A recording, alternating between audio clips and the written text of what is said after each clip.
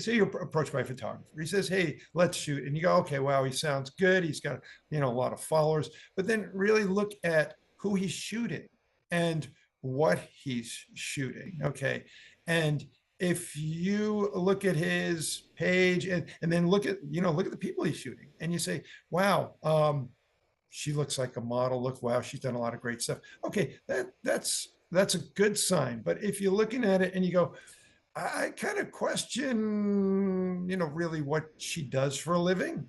Um, and you see a lot of that on the page.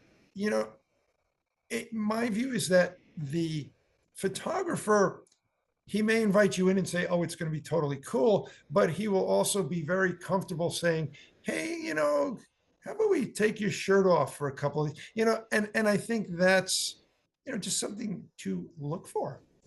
Absolutely. Yeah. I mean, if you're not going into a photo shoot with prior knowledge that you're going to be taking your top off, then don't do it. Yeah.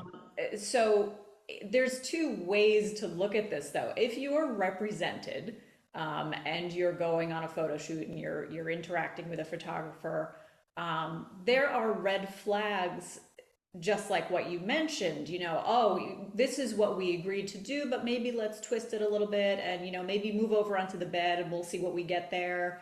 Um, what you do is you just, I mean, recognize, first of all, that the only thing you should be doing on a photo shoot is what you have previously agreed to do. So make sure that there are no surprises on the shoot. If there are, if you're represented, you call your agent and say, "This guy just said, take your top off. He just said, let's shoot over on the bed," or whatever it is.